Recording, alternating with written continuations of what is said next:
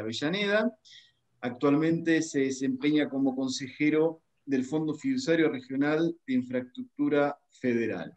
Bueno, Sergio hoy va a disertar sobre un tema realmente atractivo y realmente de actualidad política y demás, que es economía financiera y su impacto en políticas fiscales, en donde introducirá los temas de principales instrumentos de análisis financiero, tasas de interés, tipos de cambio, ratios, bonos, letras y otras herramientas de financiamiento, programa monetario y financiero nacional, análisis del presupuesto público en clave financiera, esquema ahorro, inversión, financiamiento, mercados financieros, funcionamiento, regulación, desafíos y potenciales para el mercado de capitales en Argentina. Así que bueno, dicho esto, Sergio, desde ya, bueno, ya, aparte Sergio es coordinador académico del curso, así que y también es integrante de la Comisión de Economía del Patria, así que Sergio, te Hola, cedo la palabra. Juan Pablo, por favor, le avisamos a todos cómo les va a todos que apaguen las cámaras,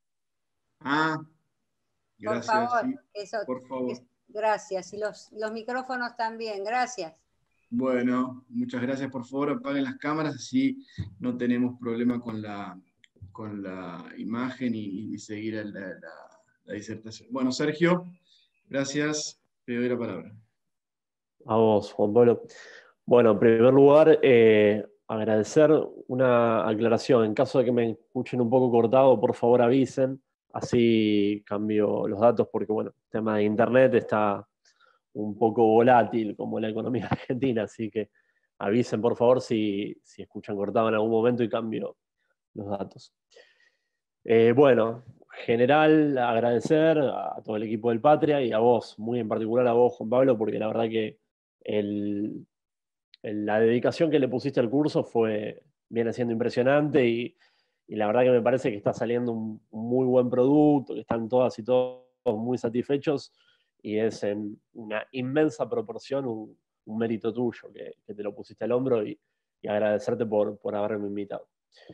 Bueno, a ver, como gran tópico hoy, la idea sería trazar alguna vinculación entre lo que pasa con la economía y los impactos, las consecuencias en materia presupuestaria, en materia impositiva, del mundo financiero. Entonces, esto obviamente es un panorama muy, muy amplio. Tenemos que tratar de particularizarlo, de desmenuzarlo en todas sus partes y componentes. Soy bastante esquemático, así que armé un PowerPoint para ir guiando un poquito el análisis. Como hablamos de finanzas, mayormente uno se apoya en gráficos, en cuadros, que tienen un desafío que es tratar de compenetrarnos para poder entendernos. Tratamos de hacerlo lo más llanos posibles para que no sea algo muy oscuro técnicamente. Pero bueno, si tienen alguna duda sobre lo que vamos exponiendo, después vayan acumulándolas y las respondemos al final. Siempre hay algún tecnicismo, ¿no? No es puramente todo intuición, así que es importante no perder a nadie en el camino.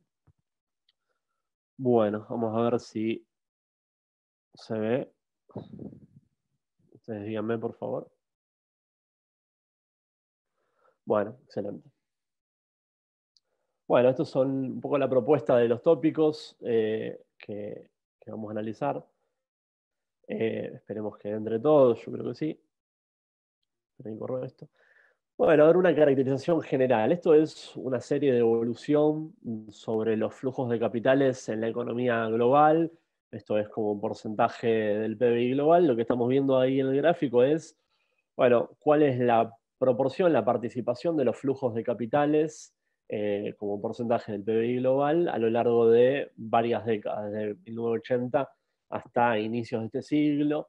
Si continuáramos este gráfico para los años que faltan, tenemos una caída fuerte en 2009, cuando fue la crisis financiera internacional, pero después recupera rápidamente el rumbo de crecimiento, con lo cual la curva sigue creciendo de manera acelerada. Y de alguna forma lo que queremos particularizar con esto como puntapié es que hoy en día hablar de economía necesariamente implica hablar y discutir de finanzas, ¿no? No podemos entender cuáles son los incentivos globales, cuáles son cuáles son los roles de los organismos multilaterales, cuáles son los enfoques de política que tienen las principales potencias, sino entendemos cómo se mueven los flujos financieros.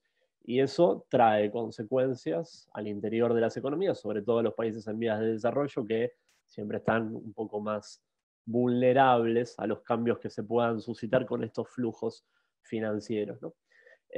Entonces hay una vinculación que es directa entre lo que pasa con las finanzas y lo que pasa en materia de financiamiento justamente de los estados nacionales y por ende también de la distribución del ingreso. Por eso no es algo difuso ni muy lejano que el hecho de que discutir sobre finanzas también es, en última instancia, discutir sobre distribución del ingreso.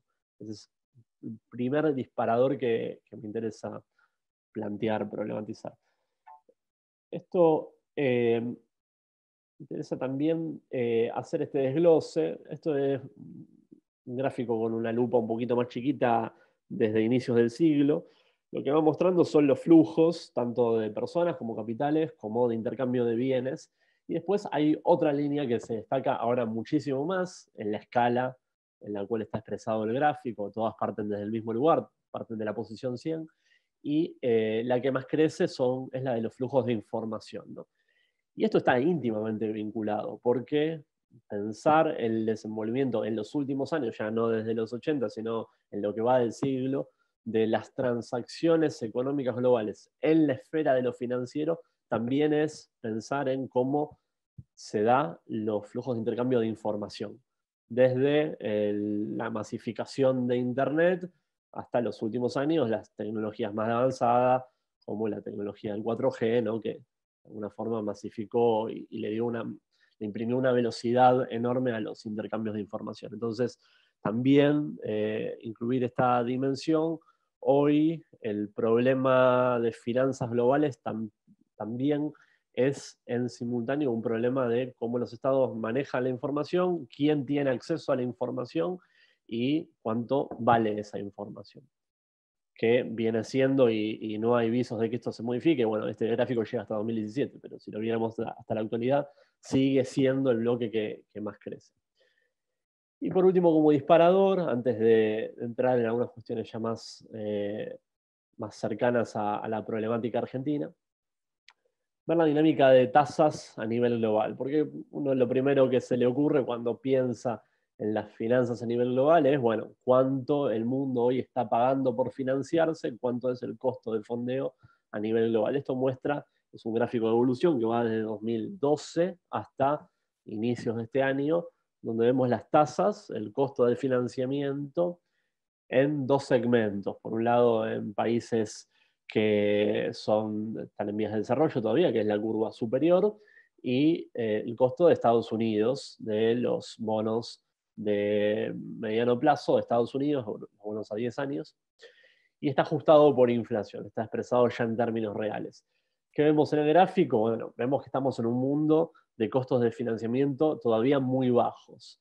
Si esto lo viéramos hace 30 años atrás, no estaríamos viendo estos niveles. Estaríamos viendo niveles de tasas de interés. Algunos recordarán la LIBOR, ¿no? Cuando cotizaba la LIBOR hace un par de décadas, estaba ostensiblemente superior, a pesar de que los niveles de inflación global no estaban desequilibrados, ni mucho menos. Bueno, esta curva ya ajustada por inflación nos está mostrando para países desarrollados como Estados Unidos, Alemania, otros países de Europa Occidental, tasas que están por debajo del cero, ¿no? Es como que vos estás pagando porque a futuro te devuelvan la misma plata, ¿no? O sea, a futuro te van a devolver, hoy pagás para que te devuelvan la misma plata o hoy dejás plata depositada y a futuro te devuelven menos.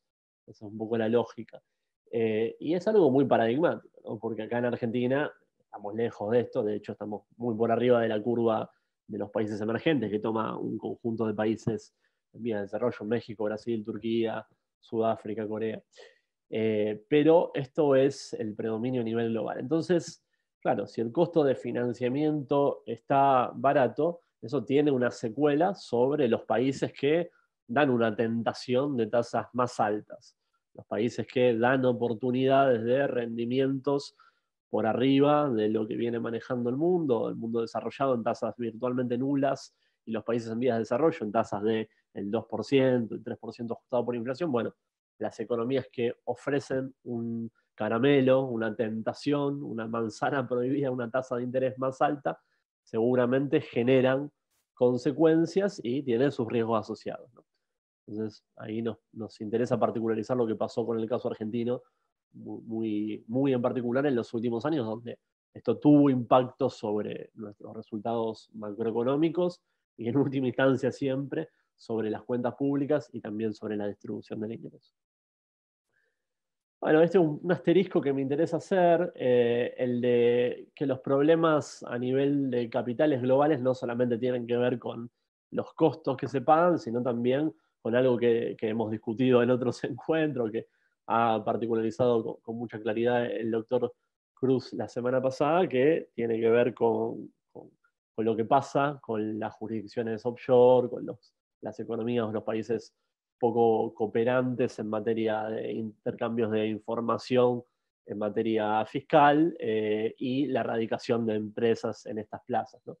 Y esto me interesaba particularizarlo porque hay como una contraintuición, ¿no? Uno piensa que las empresas que son más pujantes, las que están en sectores más dinámicos tal vez, bueno, no necesitan de hacer abuso de estas prácticas y no necesariamente es así, ¿no? Empresas muy sofisticadas, muy de vanguardia, con muchísima productividad y competitividad, como Apple, Microsoft, IBM, tienen fondos muy cuantiosos en jurisdicciones offshore, en guaridas fiscales, y fíjense los números que estamos viendo, ¿no? 181.000 millones de dólares, en el caso de Apple, 108.000 millones de dólares en el caso de Microsoft, bueno, compañías tecnológicas, ¿no? Compañías que son de vanguardia, uno de los sectores más pujantes.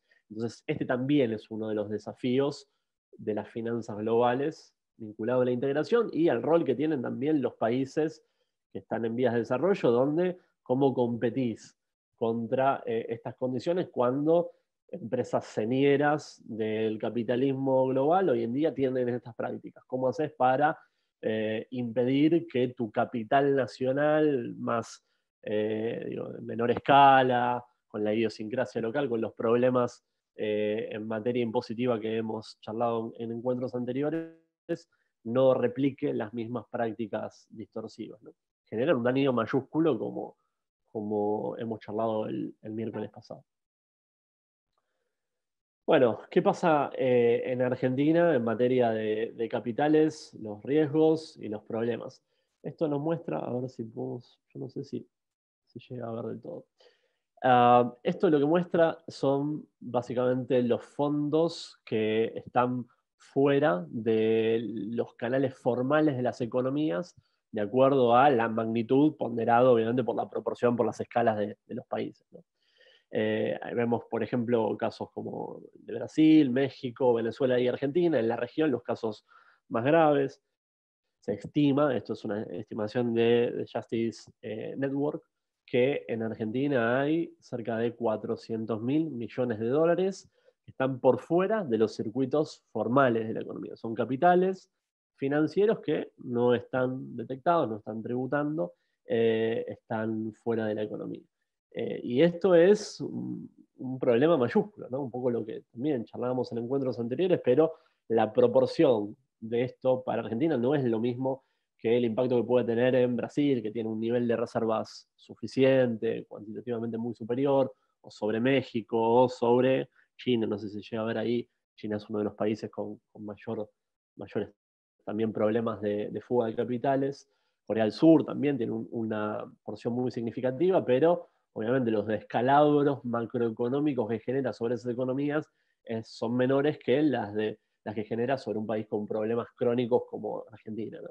Y cuál es el costo de oportunidad de tener esos fondos por fuera del radar de tu fisco por un lado, pero también de las posibilidades de tener un aprovechamiento, una utilización de esos fondos para robustecer a la economía real, para que eso se retroalimente con la economía productiva, ¿no? Entonces, uno de los principales desafíos, ¿no? Cuando uno piensa, bueno, ¿cómo salimos de este problema que tenemos siempre de dólares, de escasez por el lado de tratar de limitar a la demanda, tratar de restringir las compras. Bueno, una de las salidas del laberinto, que es compleja, que hay que estimularla, que hay que trabajarla con políticas de muy largo plazo, es estimular a todos estos dólares, ¿no? Están fuera de tu radar y son tan necesarios.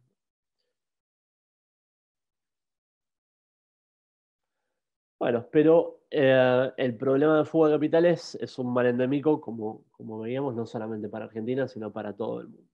Esto muestra un panorama reducido para países de la región, principales economías de Latinoamérica, y nos sirve para entender que en Latinoamérica es más la norma que la excepción, ¿no? Tanto esto está expresado en millones de dólares, y este otro gráfico lo expresa como proporción del PBI. Venezuela y Chile, como porcentaje del total de su economía, del tamaño de la magnitud de su economía, son los países con mayor fuga de capitales para este segmento de años en particular que está tomado en este informe. Es un informe de Magdalena Rúa en base a datos del FMI entre 2002 y 2017. Paradójico, ¿no? El caso de la economía chilena, que, bueno, tiene un buen desempeño macroeconómico a priori, pero igualmente tiene fenómenos de formación de activos externos muy importantes como en proporción del tamaño de su economía. Y es bastante la norma, ¿no? Todos, fíjense, casi todos los países están por arriba de 2 puntos del PBI para este conjunto de años. Y bueno, es algo que por goteo todos los años te genera un agujero muy importante. Fíjense que, bueno, acá está, ahora lo vamos a ver en otro gráfico para el acumulado de lo que pasó en Argentina en los últimos años. Esto muestra la composición de la fuga en relación a otras variables. La fuga se ve con la raya, que está con puntos redondeados, y después otras variables como reservas, como deuda externa y como resultado de cuenta corriente, son las barritas del gráfico. Y básicamente lo que vemos es que de alguna forma el fenómeno de la fuga de capitales es una restricción a la hora de que vos puedas acumular reservas de forma consistente, ¿no? Puedas robustecer tu volumen de reservas de manera persistente, y de esa forma puedas blindarte de shocks externos que te pueden causar un descalabro macroeconómico, como pasó en los últimos años y después potenciado por las incongruencias del modelo económico. Bueno, este análisis muestra lo mismo para toda la región, un poco generalizando el análisis que decíamos de que es realmente un mal endémico para toda la región el problema de la fuga de capitales. ¿Cómo está la región en materia financiera?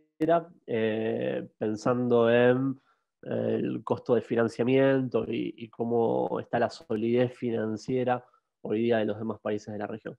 Esto está tomado a el mes de agosto, el mes de agosto de este año. Y bueno, muestra los peores resultados para la economía argentina y para la economía de Ecuador. Pues muestra un promedio para el resto de países de la región y algunos casos puntuales: México, Brasil, Colombia, Uruguay, todos países por debajo de los 400 puntos básicos. Este es el riesgo país, no tengo que explicar lo que es, todas y todos lo sabemos.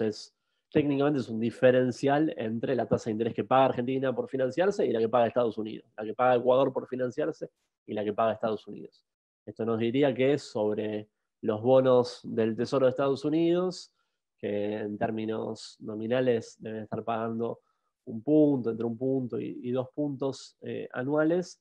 Argentina tenía un costo de financiamiento al mes de agosto de 20 veces más. Pagaríamos 20% el mes de agosto por financiar. Ahora bajó un poquito con la renegociación de la deuda.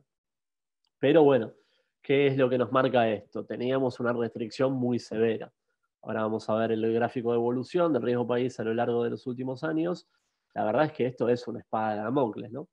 No significa necesariamente que vos tengas que convalidar, teniendo niveles de riesgo país más normales, como el resto de los países de la región, tengas que salir desembosadamente a colocar deuda externa. Pero lo que te facilita es que tal vez si tenés que financiar algún shock muy disruptivo, como fue el de la pandemia este año, bueno, puedas apelar a salir de los mercados, como hizo, por ejemplo, Chile, como hizo Colombia, y no potenciar los descalabros macroeconómicos internos como tuvimos que hacer nosotros por no tener esta posibilidad de acceso. Y por otro lado, cuando hay una mayor liquidez en los excedentes globales, cuando hay más fondos como para, bueno, ir a las economías emergentes, cuando Estados Unidos baja su tasa de interés y eso facilita las condiciones de inversión financiera para los países emergentes, es más probable que en primera instancia miren a los países con riesgo país más bajo que a nosotros, que seguimos siendo hoy en día un país de frontera, ¿no? En términos de su situación coyuntural en materia financiera. Y esto es una espada de Damocles, sigue siendo una espada de Damocles que tenemos que de a poco seguir saliendo. Va en paralelo a una normalización integral de la economía, ¿no? No hay soluciones mágicas, no es que tomás 2 o 3 medidas que den confianza, como suele decir Paul Krugman, que llamen a las hadas mágicas de la confianza y automáticamente eso se solucione. Tenés que ir mostrando a la par logros, una armonización de todas tus variables macroeconómicas, años y años de estabilidad, y de a poquito ese camino se va a empezar a recorrer. Bueno, esto es interesante, ¿no? Ya para meternos un poco en la coyuntura de lo que fueron los últimos años, lo que desembocó el proceso tan traumático en el que estamos hoy. Colocaciones de países emergentes, ya incluyendo a otros por fuera de la región, como Indonesia, como Qatar, como Omán, Turquía, todos los emergentes a nivel global. Argentina fue el país que más colocaciones tuvo, más emisiones de deuda tuvo entre 2016 y 2018, fue el segmento en el cual nosotros más salimos a los mercados globales, ¿no? Recuerdan que tuvimos acceso a partir de abril a mayo de 2016, cuando Macri le pagó más de lo que habían pedido los holdouts, los fondos buitre, y desde ahí hasta enero de 2018 fue el proceso desbocado de salir a los mercados. Fíjense que en el acumulado, esto está expresado como porcentaje del PBI de cada una de las economías. Y en el acumulado estamos hablando de más de 10 puntos del PBI para Argentina. Esto solamente en términos de colocaciones del Estado Nacional, ¿no? Habría que agregarle provincias, habría que agregarle empresas y el Fondo Monetario, donde fue el Fondo Monetario en 2018. Pero bueno, esto explica un poco el resultado en el cual derivó la cuestión y por qué cuando hablamos de finanzas internas, de cuentas públicas debilitadas y su impacto sobre la economía real y sobre la distribución del ingreso, no podemos hacer caso omiso a lo que pasó en esos años. Digo, posiblemente si hubiéramos estado en una posición promedio, como está Egipto, como está Eslovenia, Rusia, hubiéramos estado a la mitad o menos de lo que salimos a emitir, no hubiéramos tenido el problema que tuvimos, porque Argentina estaba altamente desendeudado en 2016. Había margen, o sea, podían hacerlo sin romper el juguete. Igualmente lo hicieron, y lo hicieron de forma tal que rompieron el juguete. Y los números están a flor de piel, ¿no? Estos son datos de Bloomberg, son datos contrastables, acá no hay ningún invento. Nos tiene que llamar la atención, nos tiene que llamar a la reflexión el hecho de que Argentina fue el país que más fue al mercado cada vez que el mercado levantaba la persiana y ofrecía colocaciones de deuda. Argentina estaba ahí tocando la puertita y fue el país que más emitió. Bueno, ¿en qué derivó ese proceso entonces? En esta curva que estamos viendo, que es bastante traumática, ¿no? Es una curva que es espantosa, que ya todas y todos lo conocen, ¿no? Es la curva de la evolución de la deuda pública nacional, como porcentaje del PBI, es el puntito verde que está arriba, y después la composición entre moneda extranjera y moneda nacional. El proceso que conocemos todas y todos, una reducción, un desendeudamiento muy marcado entre 2003 y 2015, donde cerró el desendeudamiento en alrededor de 52%. Hubo ahí una reversión leve entre 2012 y 2015 como producto de la contabilización de los activos de los pasivos, perdón, del Club de París, de la renegociación del Club de París. Pero bueno, igualmente es una reducción de 66 puntos porcentuales en espacio de 11 años.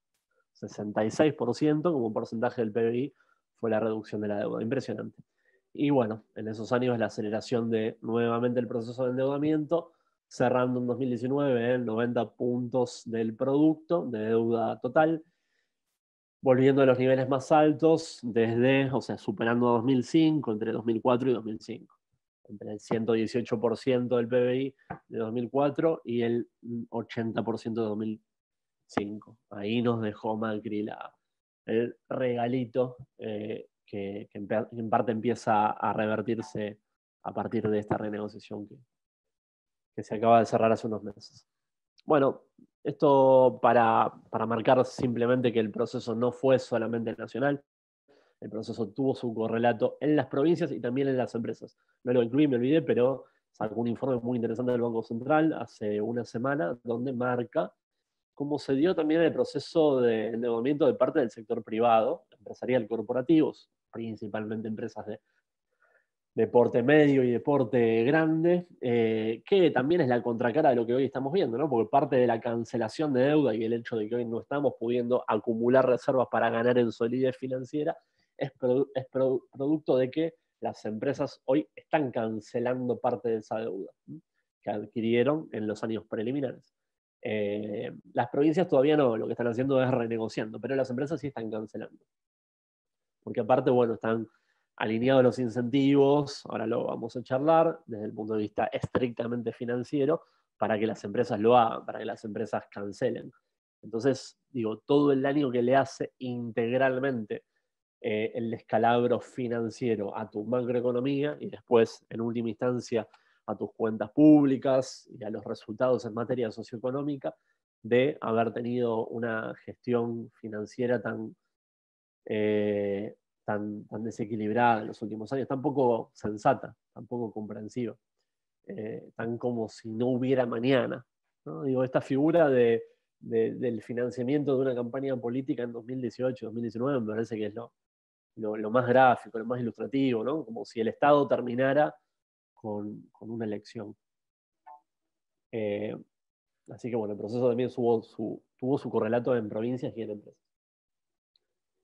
Y este punto ya empieza a trazar un puente con, bueno, digamos, una mala gestión financiera en Argentina. ¿Tiene un correlato de daño concreto sobre tus cuentas públicas o no? Bueno, primero y principal, para favorecer una intuición, ¿no? Después a esto le podemos poner grises, le podemos poner algunos asteriscos, pero al menos para favorecer una intuición hay una correspondencia que es evidente entre lo que pasa con la dinámica de la deuda, de la toma de deuda del sector público y del sector privado, y la dinámica de la fuga, ¿no? Van en paralelo. Y esto, digo, no lo planteo yo solo, planteó el Banco Central, un informe muy importante que yo creo que va a ser señero de lo que es la caracterización del proceso macrista en materia de macrofinanzas. Fue un informe que salió en el mes de julio de este año, donde muestra, ¿no?, con un despliegue analítico muy superior al que podemos solamente sintetizar en una placa, cómo se dio esa correspondencia entre la dinámica de la deuda y la dinámica de la fuga, incluso haciendo nombres con actores específicos, empresas y actores y personas físicas, ¿no? Todas y todos recordarán lo que fue también el informe, la nota, ¿se acuerdan que sacó el perro Verbitsky hace un par de meses en el cohete a la luna, donde también problematizaba esto y le ponía, ¿no?, publicaba los nombres y los apellidos y la escala, el ranking de jugadores de la economía argentina? Bueno, no podemos deslindarlo de que el combustible de eso, la nafta que alimentó esa hoguera, fue la toma de deuda externa. No se puede divorciar. Después podemos ponerle asteriscos de carácter técnico, de decir, bueno, los actores no necesariamente son los mismos, no hay tal vez de parte de la persona que toma una decisión de cartera a nivel personal de guardar sus ahorros en el colchón, no hay una hipótesis conspirativa, especulativa, simplemente hay miedo, pánico, necesidad de resguardarse. Eso está perfecto, lo podemos problematizar, pero que las dinámicas las dinámicas maridan, las dinámicas están vinculadas, eso es algo innegable. Este gráfico, que bueno, forma parte de ese informe del Banco Central, me encanta porque es muy ilustrativo para mostrar cómo se da la dinámica de euforia, clima de triunfalismo y de exitismo de dale que va, Argentina, vamos ahí, es el carry trade, la bicicleta financiera, pones la guita ahí y te pagan una tasa que no te pagan en ningún país del mundo, furor, frenesí, y en un momento, agotamiento, se empiezan a encender algunas luces de alarma, empiezan a sonar algunas alertas porque a todas luces el proceso se empieza a mostrar insustentable, palabrita clave que yo creo que ha popularizado el ministro Guzmán, es una palabra que tiene un trasfondo técnico, pero la ha podido instalar, ¿no? Que la importancia de tener una gestión sustentable de tus cuentas externas. Entonces, esas señales de insustentabilidad empiezan a predominar y a partir de ahí, fenómeno de puerta 12. A partir de ahí, huida, descalabro. Nos marchamos a velocidad inusitada, ¿no? Fíjense lo que es el proceso, ¿no?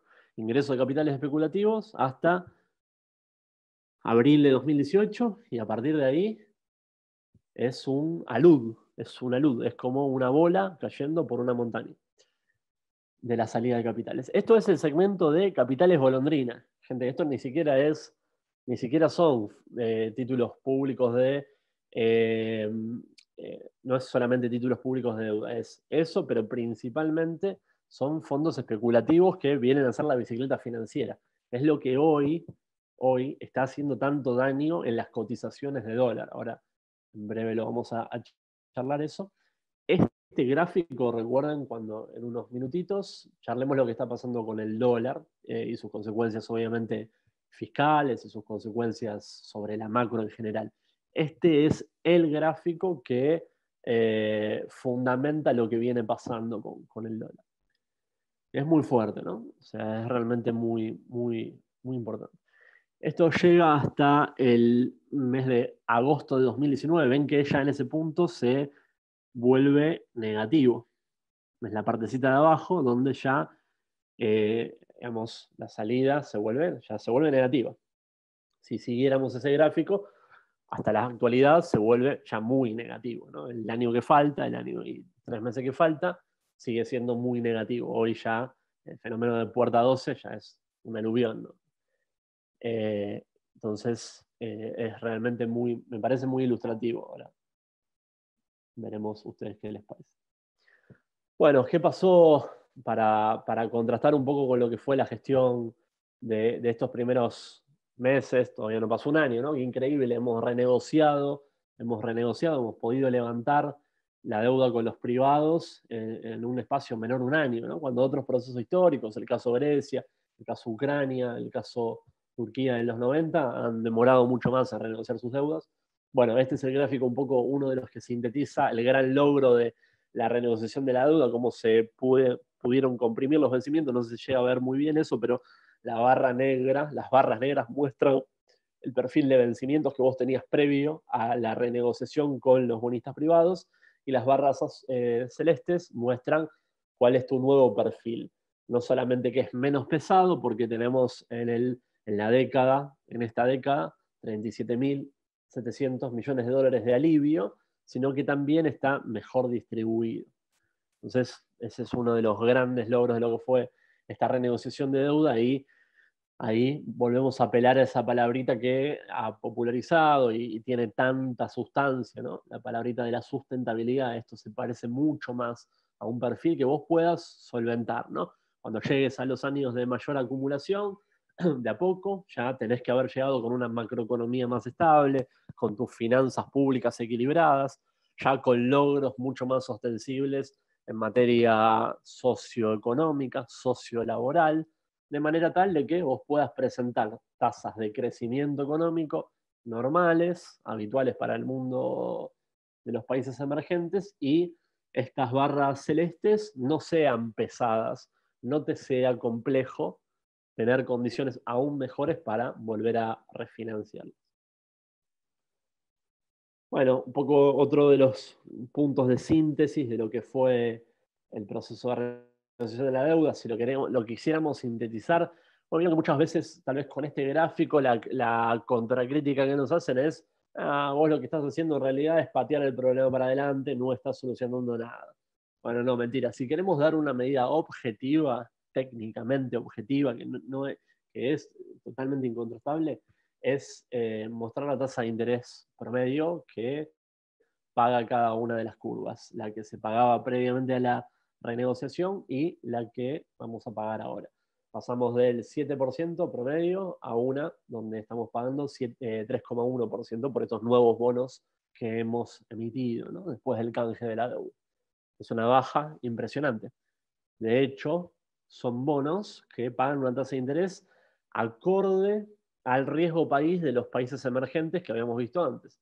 A Chile, a Brasil, a Uruguay. O sea, si Argentina pudiera emitir, hoy no podemos emitir a esta tasa, pero sí la tasa de la renegociación logró ser acorde a países comparables de nuestra región, cuando no estábamos muy por arriba de eso. Con lo cual, si quisiéramos sintetizar y salir del laberinto ese en el cual algunas veces retóricamente nos quieren meter de que no, ustedes tiraron el problema para adelante, que es una falsedad absurda, ¿no? Porque no considera un concepto financiero básico que es el valor tiempo del dinero, y que un dólar dentro de 10 años no vale lo mismo que lo que vale un dólar hoy, porque en Estados Unidos, aunque usted no lo crea, también hay inflación. Y posiblemente en los próximos años haya más inflación, por lo que fue el programa que tuvieron este año. Bueno, ese gráfico anterior es una síntesis de la falacia que muchas veces plantea la oposición. Bueno, ya metiéndonos un poquito en la última parte, sí, anteúltima parte, discutir un poquito las condiciones financieras de cómo viene la economía argentina y tal vez meter un poco más de tecnicismo para que ustedes se lleven algunos instrumentos.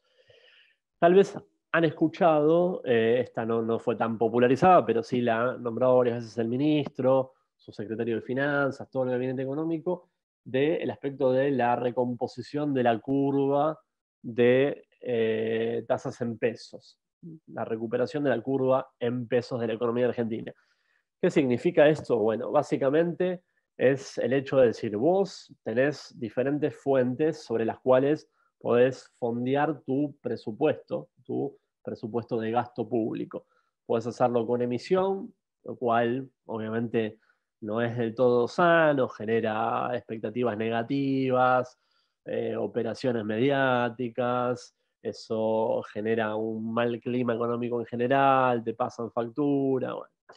Podés financiarlo en los mercados globales, cosa que Argentina tenía totalmente bloqueado producto de lo que fue el proceso de sobreendeudamiento.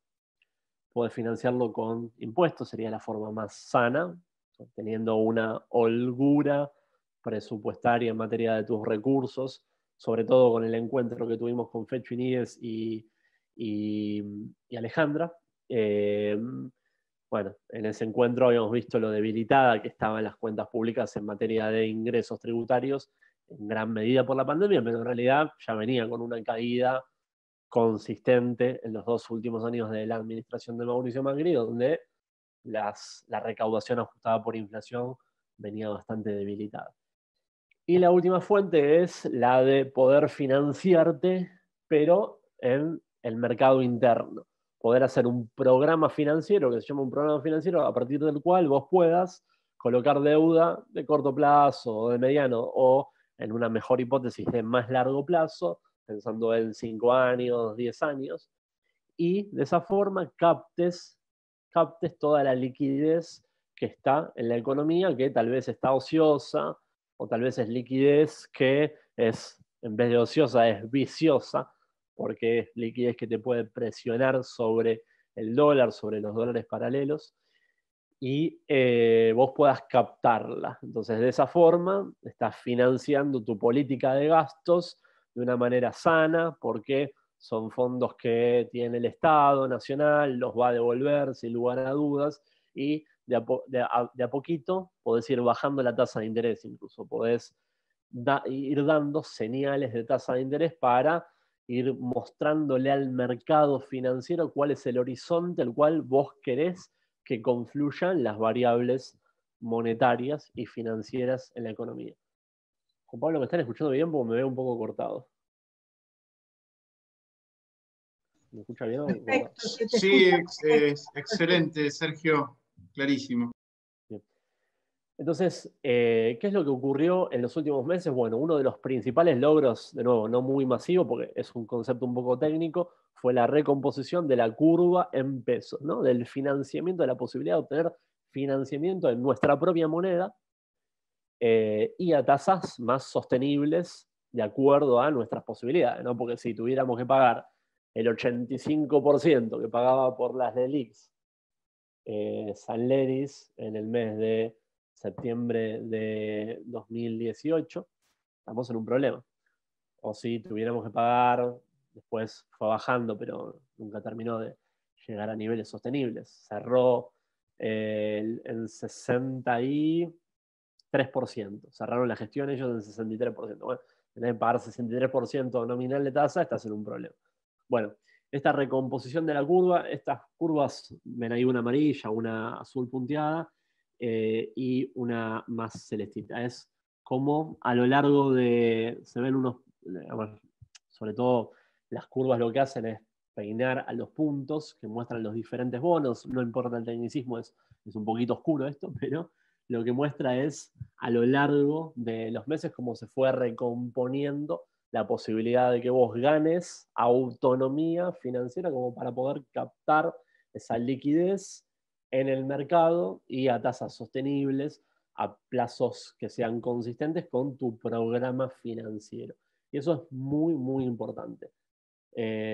Ahora las colocaciones, bueno, ahí a la derecha lo describo un poquito, no está muy lejos, todavía falta, pero no está muy lejos de financiarse al 0% en términos reales, o sea, de pagar solamente lo que va a ser la inflación. Por ejemplo, si el Estado Nacional tiene una previsión de que la inflación en 2021 va a ser del 29%, que es lo que figura en el presupuesto, entonces pagar solamente un 29% y nada en exceso a eso. Bueno, hoy en día está pagando alrededor de 2 puntos por arriba de la inflación futura, ¿no? Está colocando a ser +2, más o menos. Pero, digo, ha sido una convergencia muy, muy virtuosa. Este es uno de los grandes desafíos que tenemos de sostenerlo y de profundizarlo. ¿Por qué? Porque por dos cosas. Primero, porque necesitamos financiamiento. El Estado sigue debilitado en sus arcas públicas.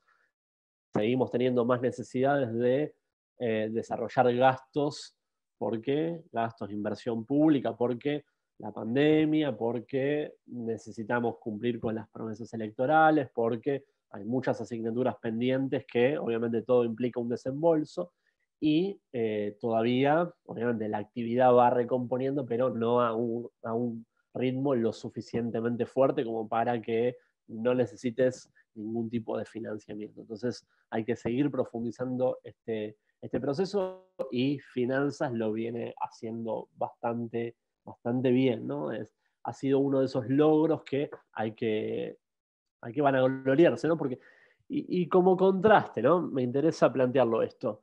¿Por qué hay que vanagloriarse? Porque el macrismo lo rompió esto. Otro de los juguetes que rompieron innecesariamente. ¿Cómo lo rompieron? Con el reperfilamiento. ¿Se acuerdan de lo que fue el reperfilamiento? Septiembre de 2019, cuando, con la impericia más grande de la historia, un tipo que hoy fue, y no por tener una cuestión de una imputación de carácter personal, pero fue una impericia, eso fue una situación de impericia, lo que hizo Hernán Lacunza, el último ministro de Economía de Mauricio Macri, que hoy no es uno de los principales apuntados a la hora de buscar culpables, ¿no? Uno por ahí primero piensa en Sturzenegger, ¿no? Digo, en Duhovne, bueno, Hernán Lacunza, en sus 2 meses o 3 meses no muy recordados de mandato, reperfiló y puso un cepo. Hizo las 2 cosas en conjunto, o una u otra. Él hizo las 2. Entonces, ese reperfilamiento lo que generó fue que el Estado no pagó sus bonos, su programa financiero en pesos. ¿Entiendes? El grado de desquicio de esa situación. Argentina tenía deuda en pesos y no la devolvió. ¿Por qué? Porque no quería emitir. Bueno, perfecto, te entiendo. Pero no quería emitir y a su vez puso un cepo. No quería emitir porque no quería que esos pesos que se emitían vayan automáticamente al dólar. Pero en simultáneo después puso un cepo a la semana posterior. Entonces, una impericia impresionante, rompiendo el mercado de financiamiento en pesos. Eso costó meses y meses de pagar una tasa de interés en pesos más alta, hasta de a poquito ir bajando estas curvas como se ve ahí. Entonces ese reperfilamiento fue muy nocivo y es algo que quedó, vieron, por casi lo jocoso de la palabra, ¿no? Lo paradigmático de la expresión, quedó en el olvido de uno de los grandes puntos de impericia de la administración anterior.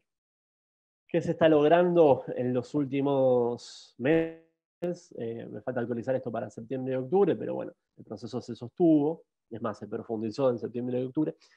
Esto lo que muestra, fíjense sobre todo en la última fila, la que pone porcentaje de rollover, es cuánto logra financiar en pesos el Estado Nacional por sobre los vencimientos que va teniendo mes a mes. Entonces, en agosto tuviste vencimientos por 139.884 millones de pesos. Sobre eso lograste captar 220.690 millones de pesos. O sea, lograste captar un 58% más de lo que te vencía. No solamente renovaste el 100%, sino que captaste el 58% más. ¿Qué te dice la oposición? En un cinismo increíble, en un cinismo que solamente puede tener el macrismo. Te estás endeudando. Atrás de esto lo que hay es endeudamiento. Y sí, hermano, ¿qué esperás? No querés que emita porque causa un desequilibrio, un descalabro. Bueno, yo puedo convalidar eso. No me dejaste acceso a los mercados globales. Cayó una pandemia, dejaste una macridemia. Y además dejaste un Estado desfinanciado porque bajaste todos los impuestos como bienes personales, como bajaste cargas patronales, bajaste renta financiera, bueno. Digo, entonces, me dejaste la tormenta perfecta y me criticás encima porque estoy teniendo un programa financiero totalmente sostenible, en pesos, sano, porque no hay ningún tipo de problema con esto no se puede volver nunca insustentable porque es deuda en pesos. Mayormente del sector público, aparte, que vos lo tenés un poquito, lo vas llevando, ¿no? Bueno, la crítica cínica que deben haber escuchado de la oposición es un poco eso. Bueno, 15 minutos más, Juan Paz, cierro 10, dale. ¿Estamos bien con los tiempos? Sí, sí, perfecto, Sergio. Estamos. Dale. Bárbaro, dale. ¿Cómo estamos hoy en materia de la evolución del riesgo país, que es un poco esta es la serie de evolución de lo que habíamos visto de la posición puntual que la habíamos visto para el mes de agosto en el orden de los 2.000 puntos? Bueno, hoy, bueno, esto es importante, ¿no? O sea, Cristina lo dejó debajo de los 500 puntos. El riesgo país en 2015 estaba abajo de los 500, ¿se entiende, no? Estamos abajo de los 500 puntos. O sea, hoy estaríamos, si lo hubiera mantenido Macri, estaría apenas arriba del promedio de la región. Bueno, miren lo que fue la dinámica con el gobierno de Macri. Llegó a tocar el 4.500%. Un descalabro. Increíble. Esto es una situación. Bueno, esto es cuando decimos que dejaron una economía en default, en un virtual default, hablamos de esto, ¿no? Los precios de los bonos argentinos estaban en un virtual default. Y bueno, proceso de renegociación y su resultado final, eso fue disminuyendo. Todavía falta muchísimo. Estamos en el orden de los 1.300 puntos, con lo cual pagamos, si hoy quisiéramos emitir, pagaríamos 15%. En realidad los bonos que son más representativos están aún por arriba, ahora lo vamos a ver con un papel específico que me interesa charlar, o sea que todavía estamos a niveles muy desacoplados de una posición de sostenibilidad, de normalidad, para tener una posibilidad de acceso a los mercados. Igualmente Argentina, aunque tuviera acceso a los mercados, no saldría hoy en día, porque no lo necesita, porque no tiene pagos próximos en dólares. Pero bueno, hay que seguir bajándola, ¿no? Después de lo que fue este descalabro. Charlemos un minutito lo que son algunos aspectos técnicos de bonos, que también eran unos tópicos que nos interesaba hablar en este encuentro. Bueno, títulos públicos, ¿no? Es una promesa de pago futura con una serie de desembolsos de interés y de amortización de capital prefijado a una tasa de interés. Como hemos visto, la tasa de interés promedio a la cual hoy la curva argentina en dólares está comprometida después de la renegociación, está levemente por arriba del 3%, es una curva sostenible, pero ¿qué pasa? Lo que pasa es que, como sigue habiendo mucha desconfianza, la pandemia, una animadversión del mercado en general para con toda administración peronista o nacional popular, esto hay que decirlo, es así, no hay que negar la realidad, el mercado opera, el mercado descree, siempre tenés que darle un poquito más, tenés que hacer una muestra de confianza aún superior a la que le pedirían a una administración que se muestra pro mercado. Entonces hay un fuerte impacto sobre lo que son los precios de los bonos hoy en día. Esto muestra desde la emisión de los bonos nuevos. Este es el papel más usual, este es el papel que se usa para ser contado con liquidación. Ahora lo vamos a charlar brevemente cuando hablemos de lo que viene siendo la dinámica con el dólar y sus consecuencias en materia de las cuentas públicas y el escalabro macro. Pero bueno, este es el papel con el cual la gente puede comprar dólares por el mercado bursátil, ¿no? Puede comprar dólares vía bonos. Y lo que muestra es que ha tenido un deterioro en su precio, en su cotización, desde que se emitió, desde que se hizo el canje. De nuevo, muy signado por el efecto de pandemia y muy signado por el efecto especulativo que tiene sobre este bono en particular, el hecho de que se usa para reventarlo fugando dólares para los fondos de inversión que quieren salir. Bueno, ¿cuánto paga hoy? Poco menos, 39,74, 40 centavos por dólar. Obviamente, ¿no? Esta es la contracara de tener un riesgo país de 1.300 puntos. Esto tiene que ir mejorando. Entonces, ahí hay un debate que hay que darse, un debate más de carácter ya microeconómico, financiero, pero microeconómico, que es la discusión que muchas veces uno ve y escucha sobre si Argentina está barata o está cara, ¿no? Digo, ¿qué estamos diciendo acá? Que vos comprás un papel por 40 centavos de dólar y después, cuando te devuelve $1 por cada uno de esos 40 centavos que comprás, más los intereses, más el 3,1% de interés. Y bueno, y esa es la gran discusión, ¿no? Mi postura personal, esto es estrictamente personal, es que Argentina está regaladísima. Argentina sale del atolladero financiero, que hoy tenemos un problema cambiario severo, una crisis que también tiene su trasfondo de confianza, que impacta sobre todo lo macroeconómico, pero saliendo de ese atolladero, Argentina quedó baratísima. Baratísima. Si vinculamos a esto con un perfil de vencimientos, que es lo que veíamos antes, totalmente sostenible, totalmente financiable, a tasas de interés que son acordes, son coherentes, son sensatas. Mi visión es que Argentina quedó baratísima. Y esto un poco, la especulación que uno tiene es, bueno, ¿cuándo se van a esfumar esos pánicos absurdos, infundados de vino el Castro, narco, chavismo? Vieron que la campaña de Macri en 2019 fue viene Venezuela. Entonces eso cala hondo también en los actores globales que tienen que tomar decisiones de inversión sobre la curva argentina. Bueno, ¿cuándo se va a esfumar ese pánico infundado? Yo creo que falta, ¿no? Hay que ir mostrando logros concretos en materia macroeconómica, y Argentina, saliendo del atolladero cambiario y financiero, tiene excelentes perspectivas, y no a largo plazo, sino ya metiéndonos en 2021, o sea, el año que viene.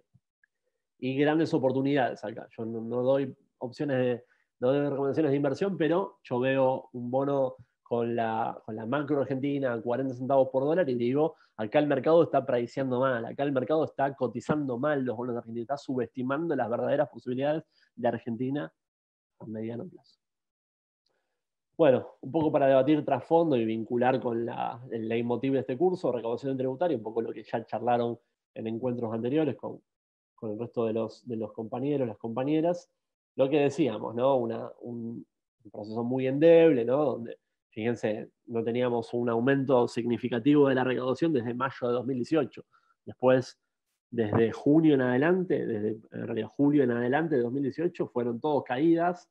Hubo solamente dos puntos verdes en agosto y en noviembre de 2019, pero después el resto de los meses todos caídas. Y con la pandemia, lógicamente, una mayor endeblez recaudatoria. Entonces, de nuevo, la pesa, ¿no? El otro lado de la balanza, que es si no podés cubrir por tu autonomía, por tus espaldas, de tu poder de fuego de recaudación impositiva, bueno, tenés que buscar alternativas, porque lo que no podés hacer es resignar tu programa presupuestario de gasto, porque esa fue nuestra promesa electoral. No podemos no respetar eso, digamos, y lo dijo Alberto, ayer lo dijo Alberto, yo voy a respetar mi contrato electoral.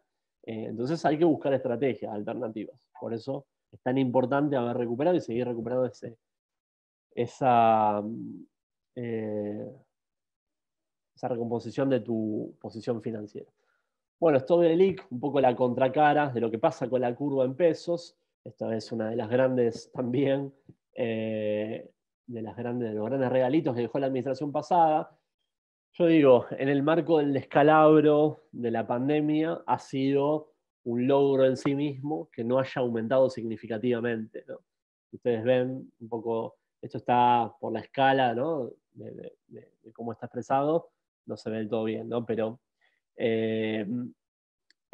respecto de los inicios de los vencimientos que quedaban de la administración pasada, el aumento acumulado de la curva del IX acumula alrededor de entre 200.000 y 300.000 millones de pesos, que es menos de un punto del PBI.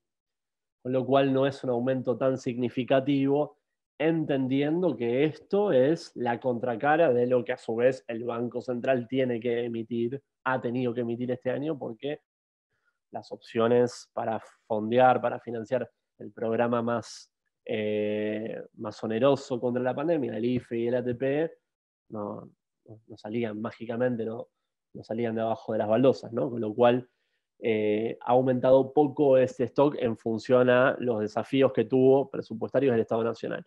Es igualmente un desafío bajar esta curva, ¿no? Y el último mes ya se vio un atisbo de esto cuando empezó a haber una reconversión de esta curva, llevando algunos de los vencimientos al Tesoro. Sigue siendo igualmente un desafío bajar el stock de esta curva. Punto fuerte, sí, bajó la tasa, ¿no? Hoy en día está en el 38%, cuando nos la dejaron en el 63%. No es lo mismo pagar sobre este stock de deuda intereses al 63% que intereses al 38%. No es lo mismo. Bueno, de nuevo, esa curva del LELIQ es un poco la contracara de este enorme esfuerzo fiscal, esfuerzo fiscal que tuvo que ser financiado a partir de... ¿Se puede escribir con esto? No. Estoy muy acostumbrado a dar clases. No. Que tuvo que financiar el Estado en los meses centrales de la pandemia, ¿no? Esta es la maquinita, ¿no? La nunca bien ponderada maquinita. Son las transferencias del Banco Central al Tesoro. Fíjense lo agudas, lo enormes que tuvieron que ser en los meses cumbres de la pandemia, en donde más necesidades de financiamiento monetario hubo.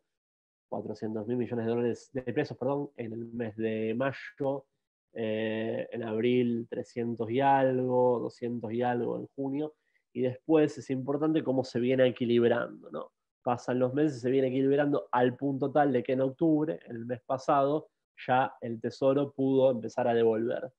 Hay una intención de ir a una macroeconomía más ordenada, y esto también es ir a una macroeconomía más ordenada. Cuando nos dan la crítica absurda de que ustedes son los populistas irresponsables, que lo único que hacen es emitir, tiene gollete eso. Nunca escucharon a el ministro de Economía, a la vicejefa de gabinete, al presidente del Banco Central, al ministro de Desarrollo Productivo, son personas sensatas, prudentes en su visión macroeconómica. A la titular de la FIP, bueno, el otro día tuvimos la posibilidad de escucharla.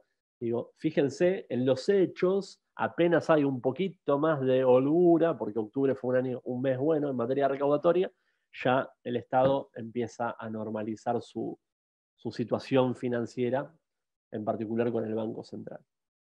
Voy cerrando, Juanpi, no te preocupes, ya voy cerrando. Vamos bien, Últimos puntitos breves, desafíos, digo, en lo que es más de flor de piel el descalabro que estamos teniendo, sí, en materia cambiaria en los últimos meses. Brecha cambiaria, una de las cosas que más nos preocupan, esto es la curva de arriba contra el dólar ilegal, la curva de abajo contra el dólar MEP, que es este dólar que se adquiere comprando este bono que es el AL30, es el que te permite comprar dólares. Te permite comprar dólares a esta cotización, que hoy en día está alrededor de 143, 144, depende del día. Y bueno, es una brecha que es muy significativa, ¿no? Es una brecha que ha generado parte del desbarajuste financiero que tuvimos en los últimos meses. Ha llegado, fíjense, a superar el 140% con el ilegal, en esa locura que fue el viernes de hace 3 semanas, que llegó a cotizar 195 y fue bajando, bueno, tuvo de nuevo el repunte la última semana, ayer y hoy estuvo un poquito más estable. Bueno, ¿cuáles son las razones de ser de este proceso? Especulación en parte este proceso donde vos realmente tuviste que volcar a la calle muchísima liquidez, alrededor de 1,5 billones de pesos para cubrir el IFE, cubrir el ATP, cubrir los préstamos al 24% de empresas. Mucha plata porque no tenías financiamiento, no tenías recaudación y no ibas a dejar a las argentinas y a los argentinos al costado del camino. No había otra alternativa que hacer esto, no había alternativa, había que hacerlo. Lo pedían los liberales en abril, en mayo, yo me acuerdo, lo pedían los liberales. Entonces, bueno, estos son un poco las secuelas, además de fenómenos especulativos. Y además de un fenómeno que, lo mencionábamos antes, tiene que ver con el proceso de huida en puerta 12 de los fondos de inversión, que por dónde salen, por ese bono que se llama AL30, salen por ahí, salen a 143 hoy. ¿Y por qué salen de la economía argentina? Bueno, porque perdieron mucho, porque el Toto Caputo, el Messi de las finanzas, les hizo perder miles y miles de millones de dólares. No pierden los Templeton, los Pinco, los BlackRock, no pierden en el mundo, ganan. Y con Argentina perdieron por la gran jugarreta del Toto Caputo, el Messi de las finanzas. Pero eso es pan para hoy y hambre para mañana, porque lo terminamos pagando. Parte del desequilibrio de las cotizaciones alternativas de estos meses también es por la presión sobre el canal financiero que hace la salida de estos fondos de inversión en un fenómeno de puerta 12, porque no quieren perder más en Argentina. Ya se quemaron con leche, ya no quieren perder más. Y el proceso de salida de esos capitales no empezó ahora, no empezó con el albertismo, cristinismo, no empezó ahora, empezó en 2018 cuando veíamos en esa curva, empezó el ADUD de puerta 12. Ya cierro, dame un segundito. Bueno, dinámica de corto plazo, esto es lo que tenemos que solucionar. Hasta que no estabilicemos esto, no vamos a tener una situación más sana en materia macro y va a seguir teniendo secuelas en materia fiscal y en materia socioeconómica. No vamos a poder ampliar las posibilidades presupuestarias del Estado para implementar programas realmente más ambiciosos. La situación financiera con la dinámica de reservas. Fíjense que hay muchas barritas rojas entre fines de junio y la fecha. Se empezó levemente a revertir en los últimos días, a tono con algunas decisiones que tomó el Ministerio de Economía, pero han predominado las barritas rojas, lo que marca que el Banco Central vende y vende y vende dólares, vende reservas, producto de que hay salida de depósitos, hay salida de estos capitales y eso es definitivamente muy, muy problemático, ¿no? Desalinea incentivos, genera expectativas muy negativas y eso se propaga para toda la economía, ¿no? Porque lo que pasa con el dólar y con las reservas sabemos que tiene efectos de contagio que son muy, muy directos. Por eso nos interesa tanto las finanzas, ¿no? No porque sea un fin en sí mismo, sino porque propaga y contagia a las variables que sí realmente nos interesan. Bueno, dinámica de la compra de dólares, muy brevemente, claro, como producto de la desconfianza que generó la salida de capitales, la caída de reservas y el aumento en el valor del dólar, cada vez más argentinas y más argentinos, muchos de los que están acá, ¿por qué no? Porque es una situación económica racional, haber comprado en esos meses era una decisión económica racional, muchas y muchos argentinos han comprado dólares y esa cifra ha aumentado muchísimo. En el mes de agosto llegó a tocar el máximo histórico, 4 millones de argentinas y argentinos comprándole dólares al Banco Central, lo cual ha exigido que el Banco Central limite eso, corte con esa locura, y hoy en día han bajado a una cuarta o quinta parte, limitando a todos estos asteriscos que ya no pueden comprarle dólares al Banco Central en una decisión de prudencia, ¿no? De prudencia. Últimas dos placas, la última cuantitativa, ¿qué nos viene pasando la dinámica de la brecha tan alta? Ahora un poquitito más baja, pero todavía muy alta. El ministro de Economía dijo que la quiere abajo del 60%, con ese nivel ya se sentiría cómodo, faltan 15, 20 puntitos más. ¿Qué nos viene pasando entonces? El campo retiene, el campo no liquida. Y además, el campo no prefinancia sus exportaciones. El campo no le pide al exterior anticipos de ventas. Esas son las curvas verdes, no sé si se llega a ver muy bien, pero hay unas curvitas verdes ahí abajo en el gráfico, en la última parte del gráfico, que lo que muestran es que están prácticamente desapareciendo. ¿Qué son esas curvas? Son cobros anticipados de exportaciones y prefinanciamiento de exportaciones. Es lo que el campo le pide a las personas que le va a vender, que le anticipen por la venta futura. Y claro, como no quieren liquidar esos dólares, ya dicen, no me anticipen más nada. Me conviene que me lo des a futuro cuando esta gente devalúe. Bueno, no hay que devaluar. No hay que devaluar. No hay que devaluar porque no se justifica, no tiene razón de ser, no soluciona absolutamente nada. No viene por ahí el problema. Con lo cual hay que buscar mecanismos para resolverlo sin devaluar. Bueno, cierro con esto, interrogantes, desafíos a futuro y para poner disparadores para debatir. Y ya en una lógica más de mediano plazo y de largo plazo, grandes desafíos, regular. La regulación se ha mostrado que es algo insoslayable, ¿no? Nos queremos hacer todo lo pro mercado que mañana puede asumir Spert, puede venir Milei, presidente, esperemos que no pase, pero hay algo que ha entendido, yo creo que ha entendido, y hay una victoria cultural en que lo haya tenido que implementar el macrismo en retirada, que no se puede desregular de forma plena la cuenta de capitales. Esta dinámica de capitales que veíamos al principio del encuentro no se puede desregular de forma plena. Después podemos discutir en qué lugar de la zona gris nos paramos. Nosotros vamos a querer que haya más supervisión, mayores restricciones, mayores pautas para impedir maniobras espurias. Ellos van a querer un poco menos, pero me parece que hay una gran victoria cultural en que el cepo lo hayan tenido que recomponer ellos, en retirada, en desesperación. Entonces, me parece que eso es un punto a debatir.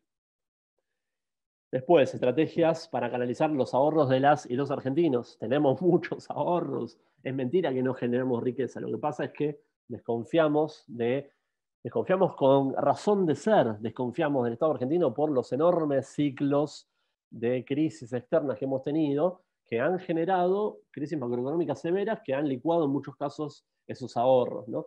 Entonces hay que dar estabilidad macro y también jugar por el lado de los instrumentos, dar instrumentos que sean tentadores, dar instrumentos que puedan ser comprensibles para los minoristas, para las personas de a pie, la gente que tal vez no está como uno loco siempre viendo los precios de los bonos, ¿no? Digo, instrumentos que sean accesibles y también, por ende, generar cultura financiera. No puede ser que tengamos 2,8 billones de pesos en plazos fijos.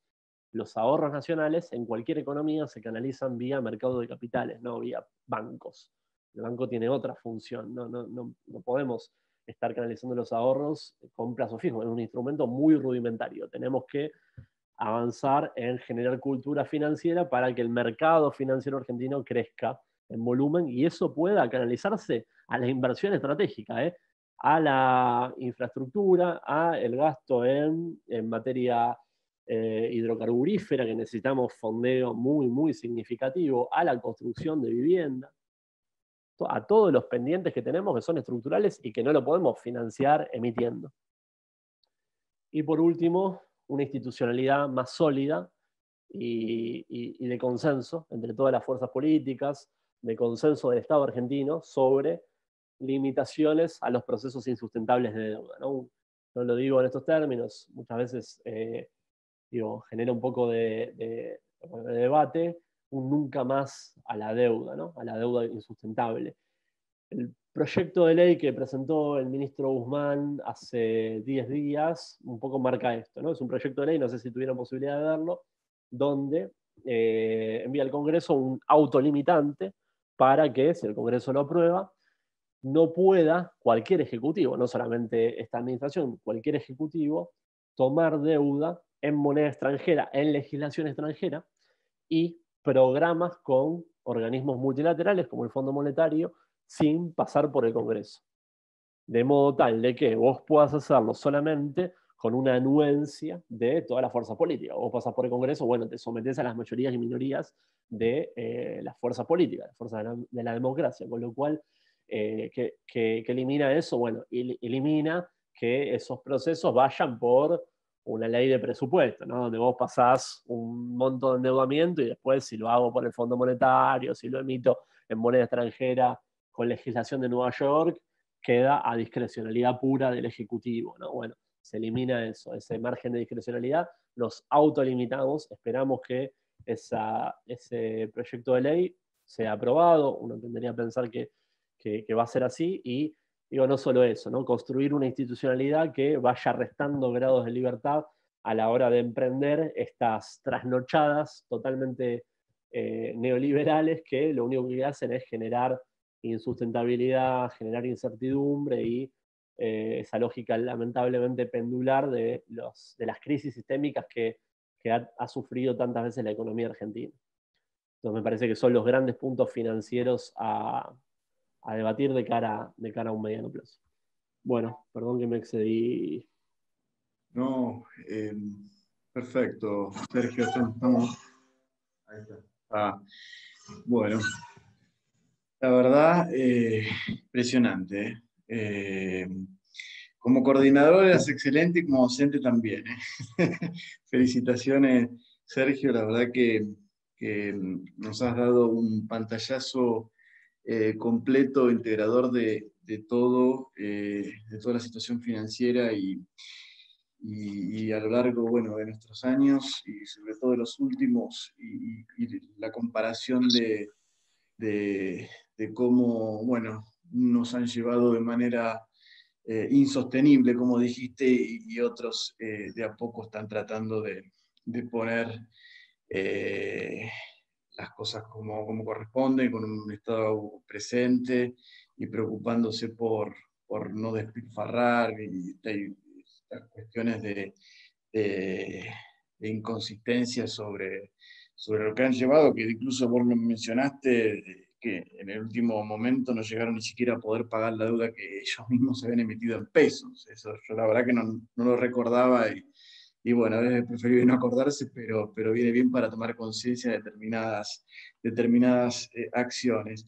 Bueno, obviamente abundante todo los comentarios y consultas de los compañeros, en donde hay frases que has puesto que fueron muy, hicieron ruido, lo del imperio de las finanzas, muy buena, lo de la puerta 12 y la macridemia, yo creo que fueron frases muy simpáticas y bueno, o a veces tristes, depende cómo lo miremos.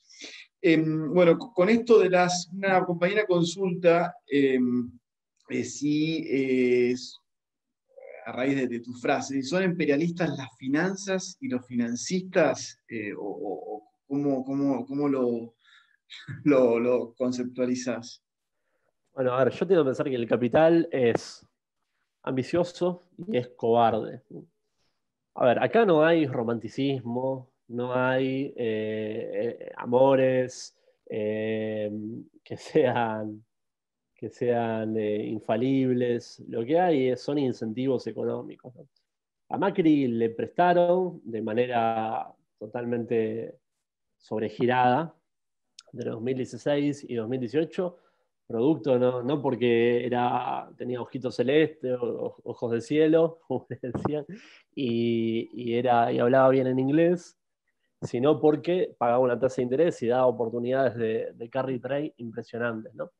¿Cuál fue los pilares del modelo económico en materia financiera del modelo macrista? Bueno, cuando fue el año 2016 y lograron resolver pagándole todo a los fondos buitre, automáticamente, por medio del Banco Central, implementaron ese proceso de endeudamiento desembosado con ese instrumento que ya no existe más, que se llamaba LEVAC, que a diferencia de la actualidad con las LELIC, donde ahora ya no pasa eso, con las LEVAC se podía ingresar desde el exterior de forma directa. O sea, no era necesario que un fondo de inversión adquiriera deuda argentina, no era necesario que compraran un Bonar 24, no era necesario que compraran un bono argentino ¿se acuerdan del bono a 100 años? No, ni siquiera era necesario eso. Podían solamente con un cable comprar las letras del Banco Central, que eran las LEVACs, que tenían vencimientos, ¿se acuerdan? Algunas empezaron primero a 2 meses, después lo fueron bajando a 7 45 días. días. Sí, después terminaron en 30 días. ¿Sí? Las LELIC fueron la innovación que lo bajó el plazo a 1 semana. Después nosotros lo volvimos a subir. Pero, bueno, podían entrar en ese instrumento a 1 mes. ¿Cuál era un poco la idea de esa cuestión? En ese momento el Banco Central pagaba 36% de tasa anual.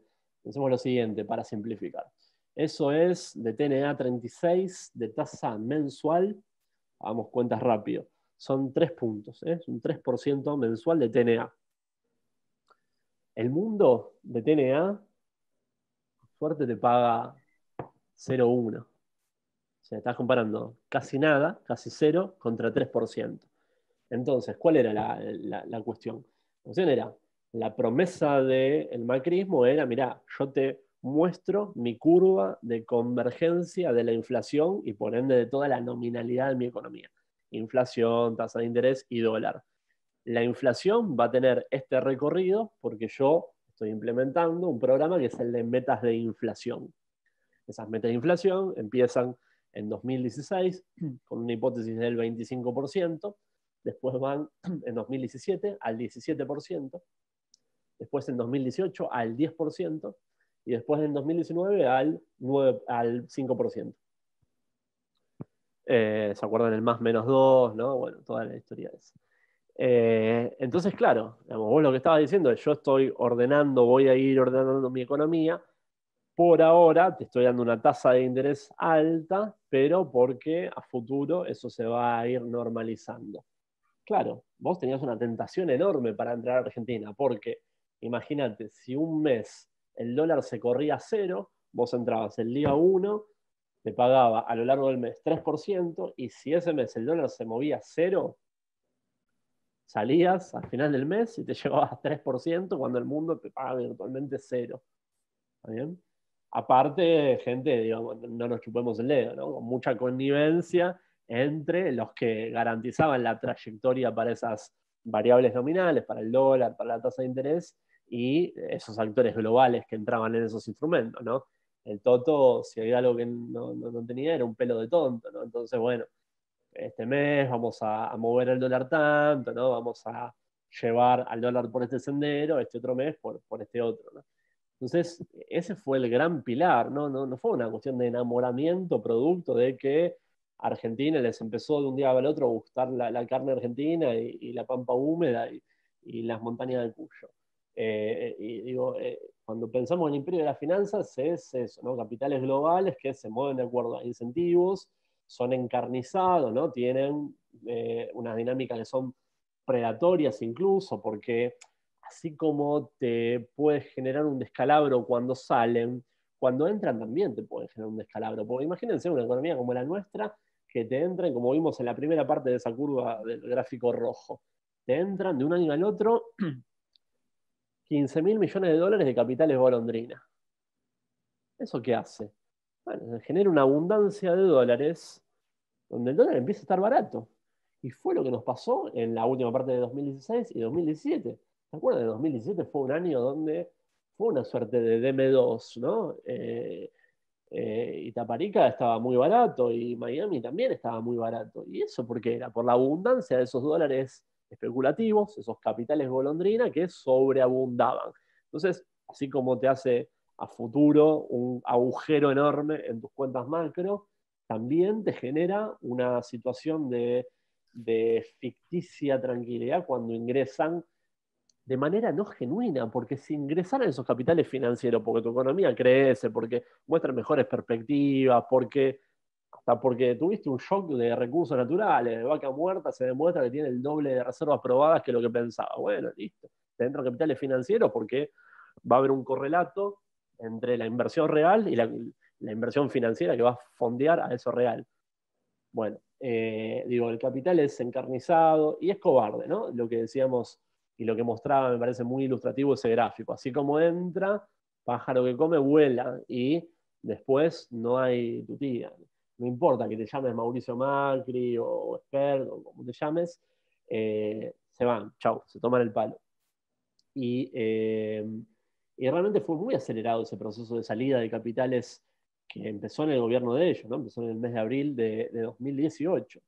Y claro, esas corridas que se generaban en esos años, que fueron muy fuertes esas corridas, ¿no? La de 2018, las que se derivaron en el Fondo Monetario en el mes de junio de 2018, fueron producto de que ellos levantaban el tubo, lo llamaban, che, esperen un poco más, se soluciona. ¿Se acuerdan que Macri en ese momento decía, pasaron cosas, la lluvia externa, decía, ¿se acuerdan? La tormenta externa. Bueno, no hay tutía. Una vez que ven que se empiezan a encender las luces naranjas en tu economía, hicieron el carry, pájaro que come vuela y cobarde, abandonan el barco, ¿no? No son los músicos del Titanic que se quedan hasta el final. Así que sí, tiene una lógica imperialista y predatoria por ese lado. Es un compañero lluvia de inversiones, la frase. Yo me acuerdo también, creo que era crecimiento negativo. Invisible. Claro. Bueno, a ver, acá la compañera pregunta, ¿las tasas de interés real reflejan que hay muchos capitales disponibles? Se apunta al rendimiento, ¿no es cierto?, del interés real. ¿Qué opinas al respecto? La tasa de interés real como tecnicismo lo que mide es cuánto vos pagás, cuánto es tu propuesta de pago de tasa de lo que vas a devolver, el rendimiento, menos descontado la inflación que vas a tener. Hay dos formas de compararlo, uno contra la inflación y otro contra la tasa de devaluación. Lo más usual es compararlo contra la inflación. Entonces, ¿qué pasa? Lo más normal es que vos tengas una tasa de interés real que ofrezca un incentivo. Si vos das una tasa que cuando le descontás la inflación va a ser negativa, es difícil que tientes a alguien a invertir. Porque como que yo te diga, bueno, por el plazo fijo te ofrezco 30%, pero si la inflación a futuro es 35%, en realidad con tus pesos futuros vas a estar comprando menos. Ahora, ojo, ¿no? Parte de la zancadilla que a veces nos hace el neoliberalismo es compararnos las tasas de interés que son para adelante, ¿no? Porque es la tasa a la cual vos te comprometés desde hoy hacia un mes adelante o 12 meses hacia adelante, con la inflación que pasó. Y eso es una trampa, eso es un engaño, porque, claro, si vos venís desarrollando un proceso de desinflación, un proceso de baja de la inflación, entonces la inflación pasada es muy superior a la que vas a tener a futuro. Entonces, ¿qué nos hacían este año, por ejemplo? Nos decían, no, la tasa de interés que paga el plazo fijo de un banco es negativa, está por debajo de la inflación. No, el problema es que vos estás viendo la inflación pasada, vos tenés que ver la inflación futura. Si querés, la más fácil, la que va a venir el mes próximo. Les digo algunos números. Viendo la comparación entre la tasa de interés de un plazo fijo, la opción más rudimentaria, la que yo les digo, tenemos que salir de ahí, tenemos que llevar a que los minoristas, las minoristas argentinas, nosotros, con nuestros ahorros, vayamos al mercado de capitales para financiar ahorro de largo plazo. Tenemos que salir del plazo fijo, pero aún la tasa más rudimentaria, que es la que muchas y muchos de ustedes deben tener, tal vez yo también, la del plazo fijo, en 8 de los 10 meses que van del año, sacando el último, que fue octubre, y sacando por muy, muy poquito mayo, en 8 de los 10 meses, la tasa de interés a un mes le ganó la del plazo fijo, con lo cual las inversiones en Argentina fueron a tasa de interés real, como se llama, positiva. Le ganaron un poquito a la inflación.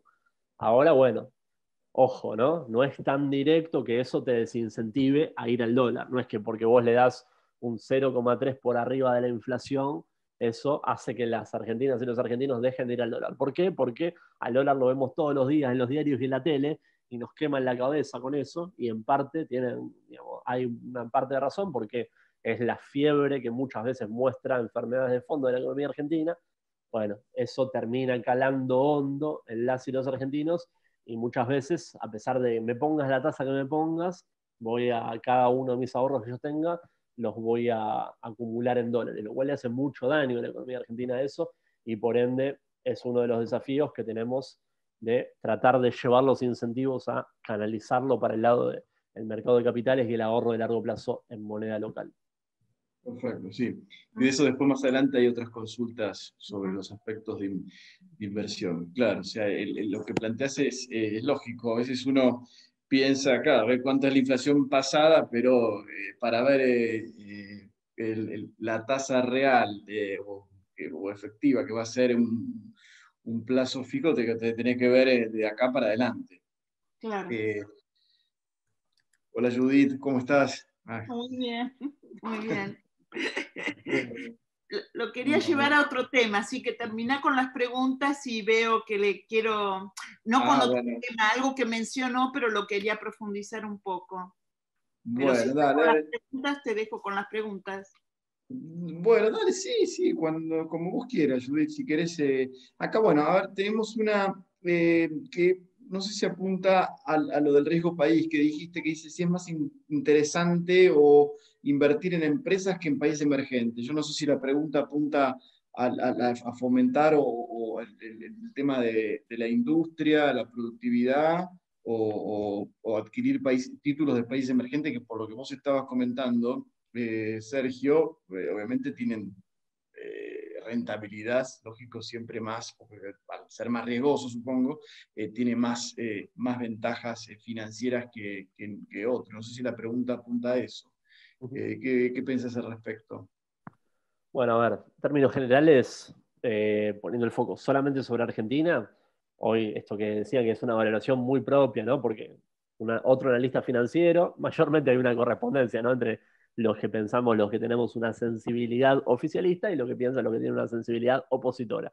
Pero en lo estrictamente personal, yo creo que Argentina está toda barata, los bonos argentinos, las empresas argentinas, tanto las que cotizan acá, digo, cualquiera de las empresas que todos y todos conocemos, las empresas grandes que cotizan en la bolsa, como las que cotizan en Estados Unidos.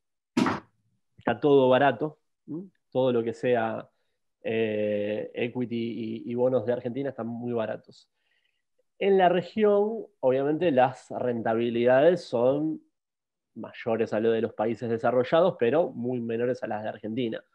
Por ende, si uno quisiera, no sé, invertir en Chile, por ejemplo, bueno, muchas empresas tienen niveles, salen a hacer una cotización, una empresa grande de Chile, sale Falabella, por ejemplo, a hacer una cotización. Bueno, te ofrece una tasa de interés del 3%, por ejemplo. Para poner un parámetro de comparación, Telecom hoy en día está colocando el 7%, Telecom Argentina. Bueno, son niveles más bajos, están en un lugar intermedio, ¿no? Entre los países desarrollados que están prácticamente al cero, están planchados, y Argentina que todavía tiene este lastre, esta mochila, que de a poquito estamos empezando a aliviarla, ¿no? Pero por eso digo, yo creo que para lo que son las posibilidades cuando salgamos de este atolladero financiero y cambiario que tenemos hoy, realmente un problema con el dólar que lo estamos solucionando. Las posibilidades de Argentina son muy buenas porque descomprimimos el problema de la deuda, porque tenemos un modelo económico más sensato que deja de tener esa mirada tan naif, tan inocente, tan ingenua sobre la primacía de lo financiero como lo único importante. Volvimos a poner en marcha a la producción. Lo que viene pasando con la producción en los últimos meses no es moco de pavo.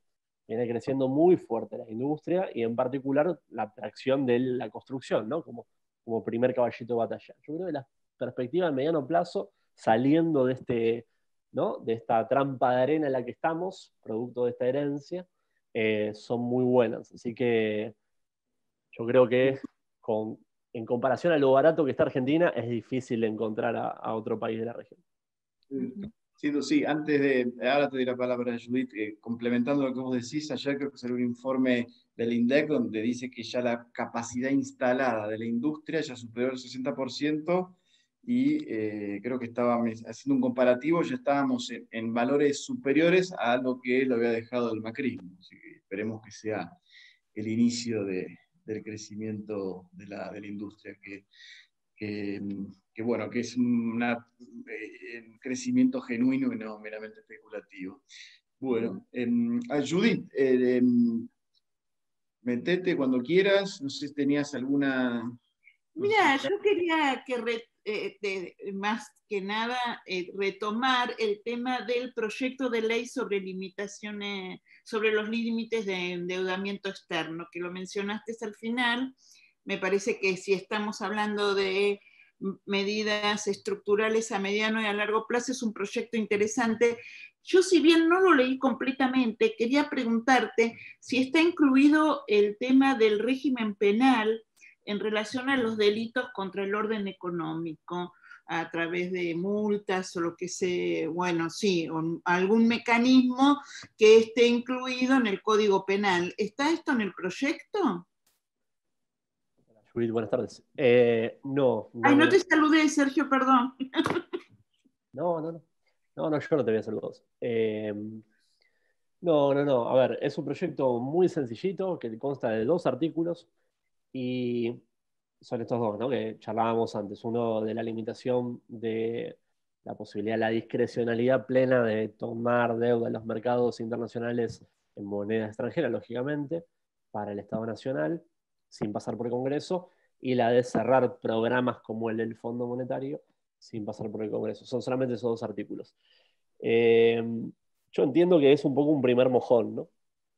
Un primer puntapié para después sí avanzar en una regulación mucho más ambiciosa.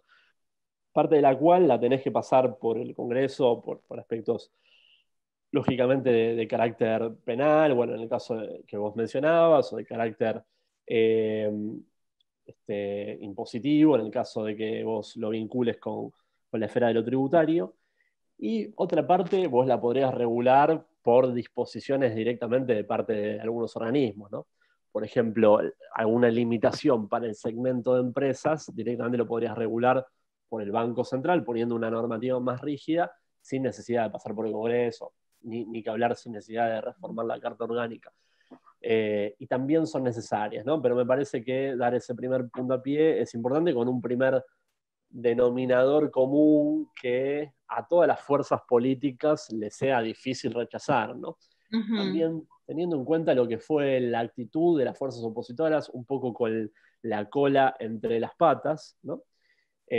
Por ¿no?, la enorme responsabilidad que tuvieron, ¿no?, sobre todo la principal oposición del macrismo, respecto de las leyes que tuvimos que pasar en estos meses para la renegociación de la deuda con los privados, han tenido una actitud colaborativa, pero es producto, mi opinión es que es producto de que tienen el rabo entre las piernas y no les queda otra que, si no, pagarían un costo político, que encima que me dejaste este descalabro, encima me estás embarrando la cancha.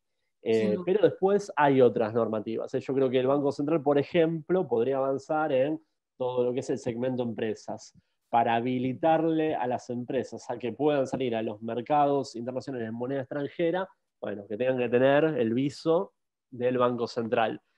¿Por qué podría ser útil eso? Bueno, por justamente el informe que presentó hace 10 días, donde mostraba lo dramático y lo pernicioso que fue el proceso de toma de deuda de las empresas también, ¿no? Donde fueron netos desde 2017 a 2019, solamente los 2 últimos años, 10.000 millones de dólares de deuda extra neta de las empresas. Y claro, hoy esas empresas están cancelando esa deuda, piden dólares para la cancelación.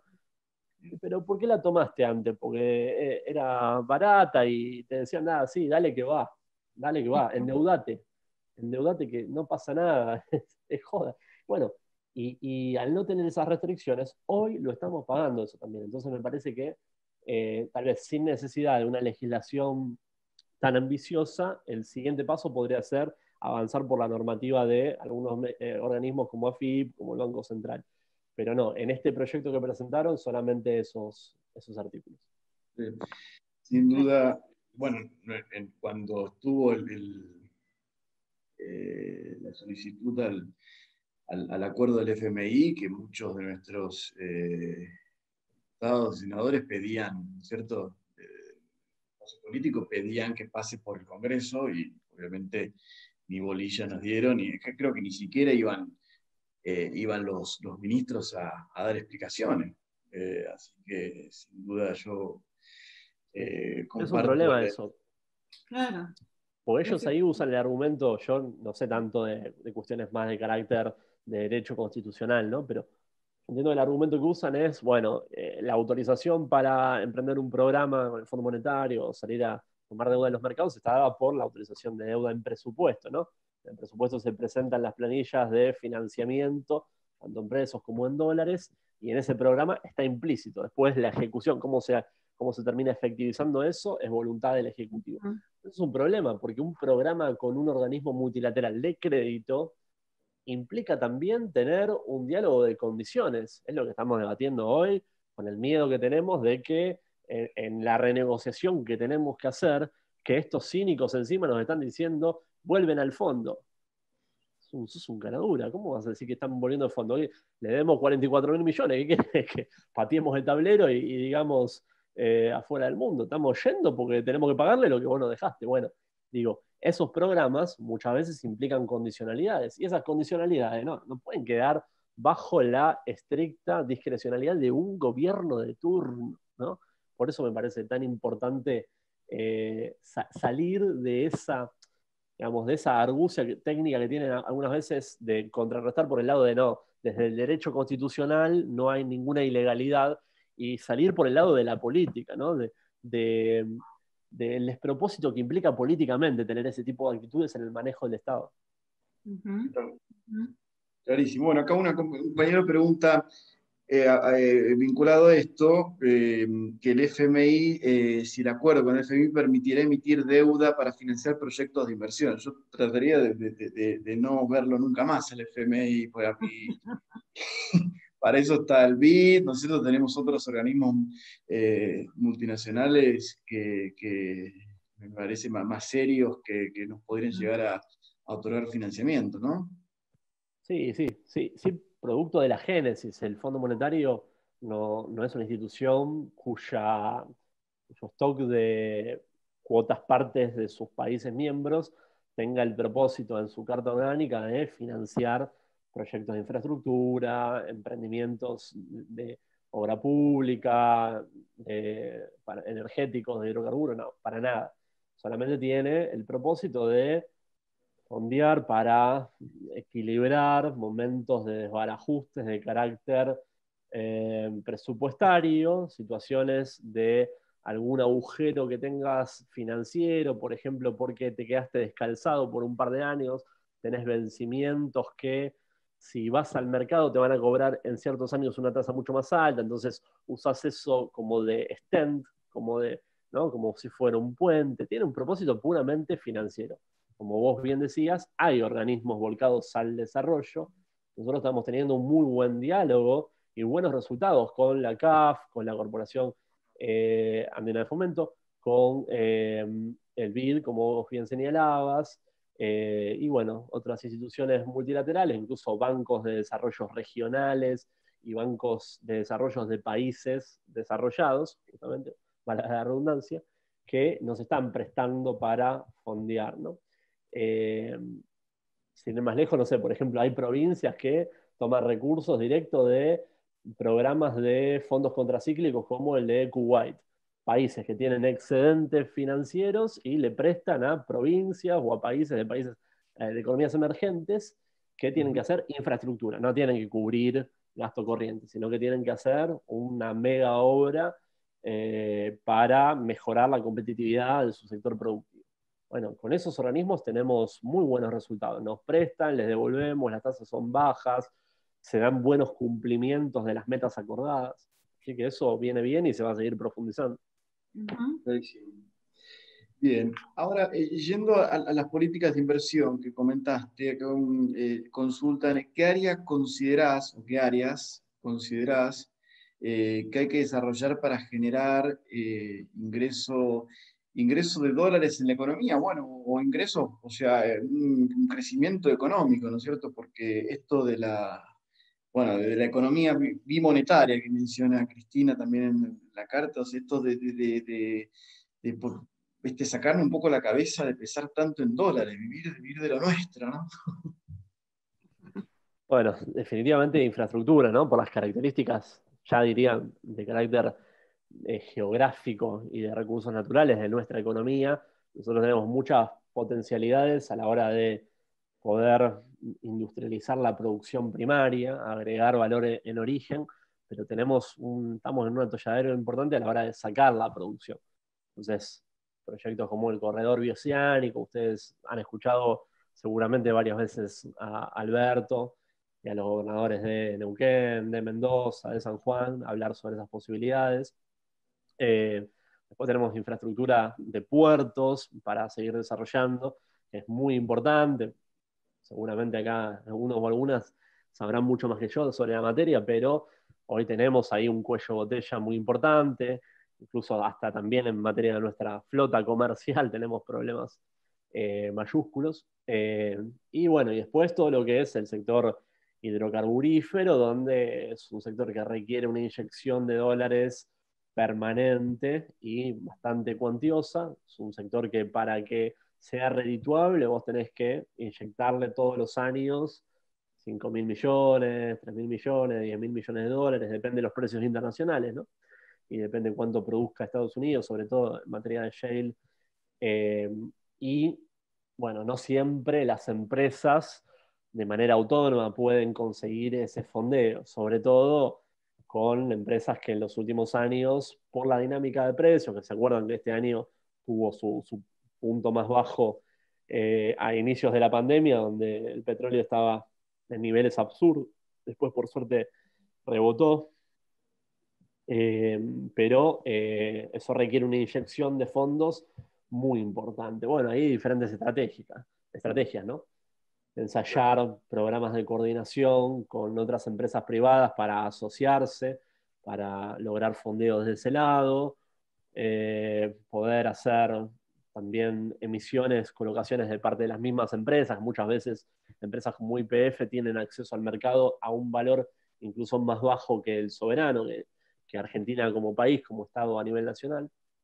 Pero bueno, digo, muchas veces, digamos, no me parece menor el hecho de que parte del financiamiento del proyecto de aporte de grandes riquezas sea para financiar a Enarsa, ¿no?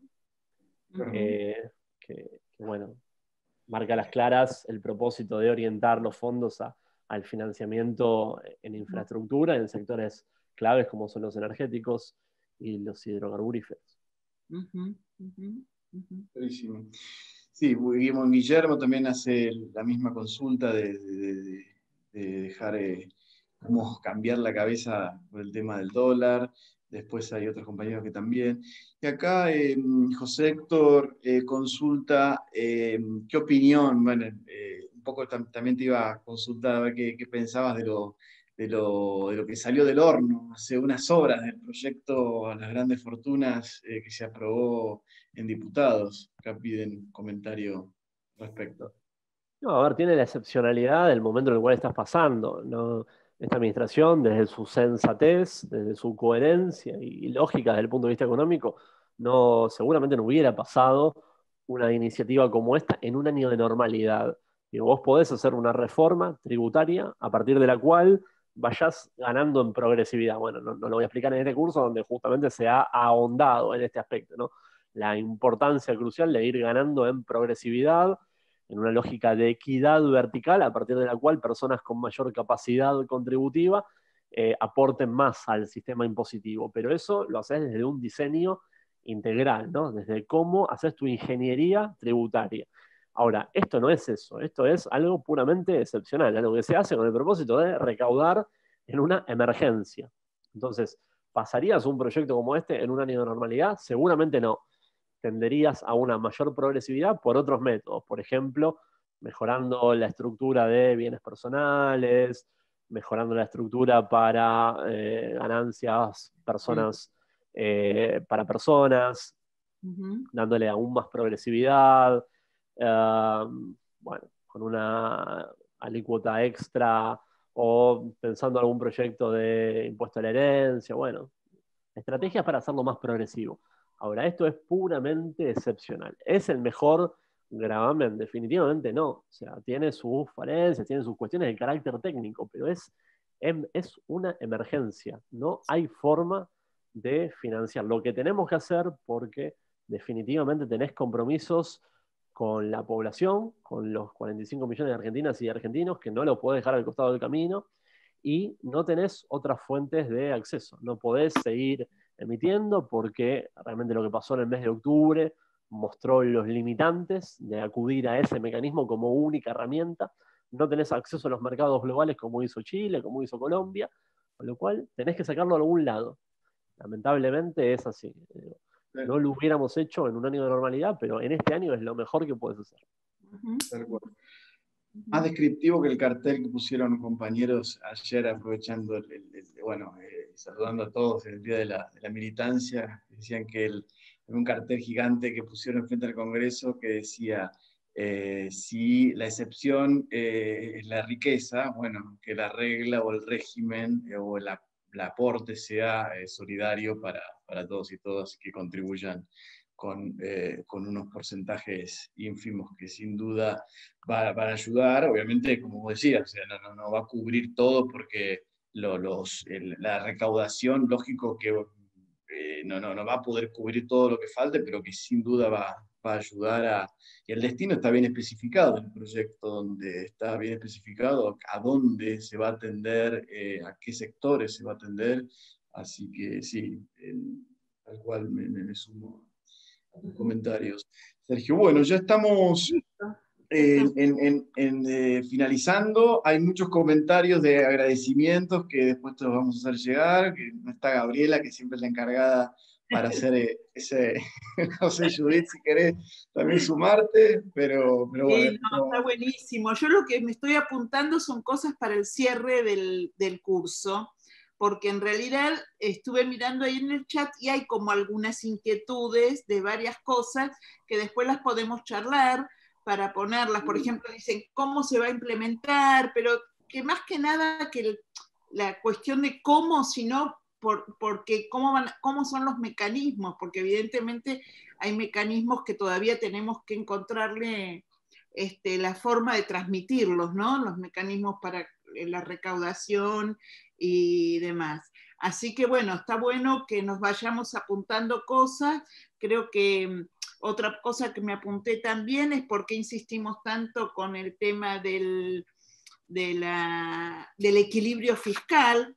También estaría bueno que también profundicemos porque es como una muletilla que está saliendo todo el tiempo, ¿no?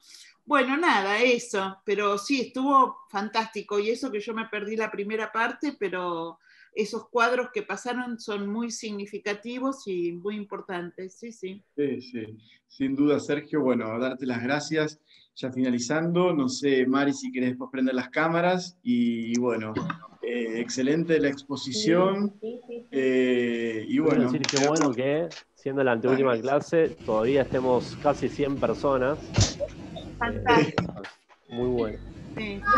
Abrí los micrófonos, así que Dale, te paso un mail, Bueno, número gregario, no sé. Gracias, Sergio. Buena clase. Muy buena. Excelente, Sergio. Muchísimas Gracias, Sergio. gracias, Sergio. Gracias. Gracias. Un placer compartir con ustedes. Felicidades, compañeros. Gracias. Muy buena clase. Excelente. Gracias. Hasta el miércoles, compa. Excelente clase, gracias. Gracias, Patria. Gracias. Excelente.